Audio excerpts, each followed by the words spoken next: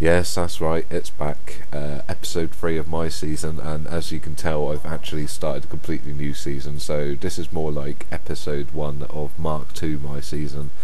This time, instead of going completely try hard, I've put traction control and ABS on. It's only medium traction control, but I just thought you guys would prefer to have more regular videos than just seeing me spinning out in races all the time. Because that's what was happening, and that's what made me stop playing the game for such a long time. Basically, what would happen is I'd be doing really well in a race and some bullshit would happen, so I just decided not to play it anymore. As you see, I'm pissing about on my tyre strategy there. I was trying to go for a strategy which would make me pit at a different time to all the computers, because there is that problem basically where you have no, you all know it if you play the game, but you basically pit in, do a perfect pit stop, and then they hold you while all the other cars drive past you, and you can lose the race that way. But no, I qualified quite well in this one. I think I qualified 6th, but I get a bad start because I'm used to games at the moment where you have to shift from neutral into first off the start. So the first thing I do was shift gear, which is a very bad idea, as you can see.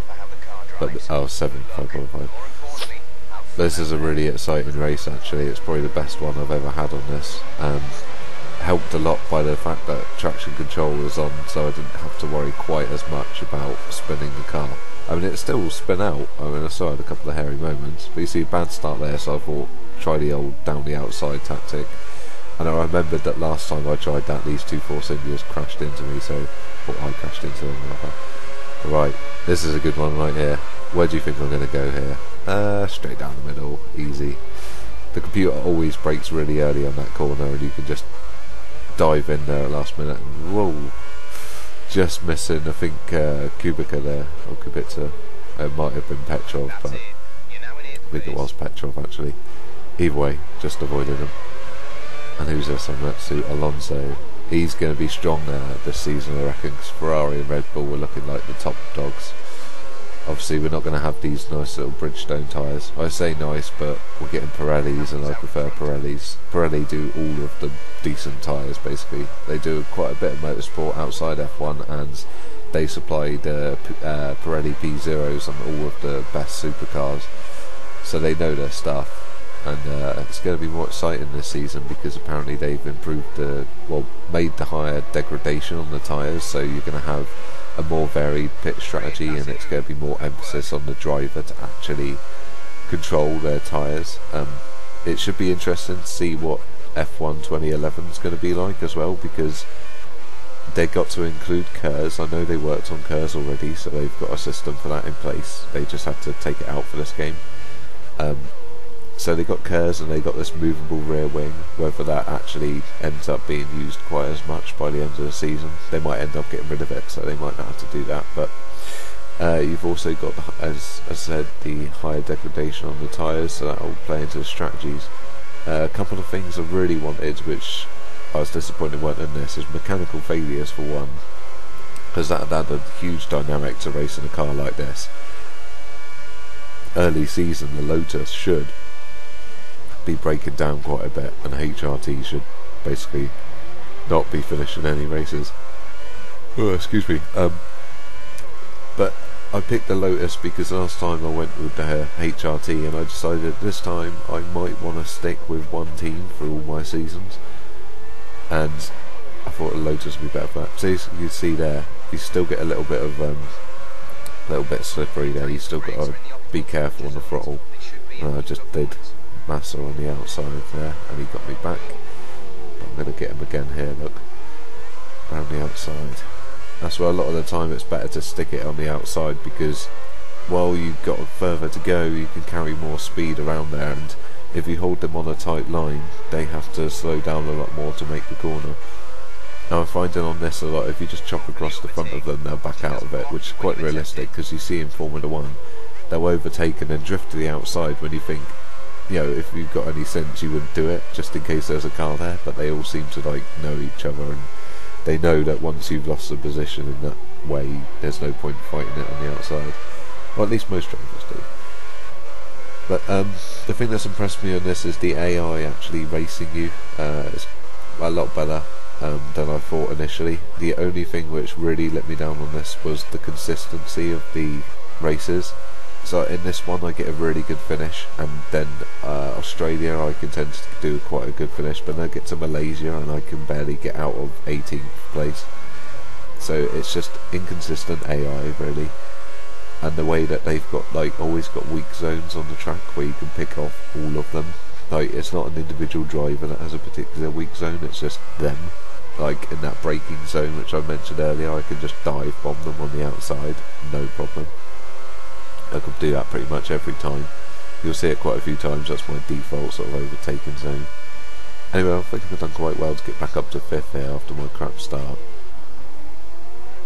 I'm struggling on some of these corners because I don't trust myself to shift into first gear, because if you over rev it when you're shifting down into first gear, you can easily spin. So I'm really being quite cautious a lot of the time.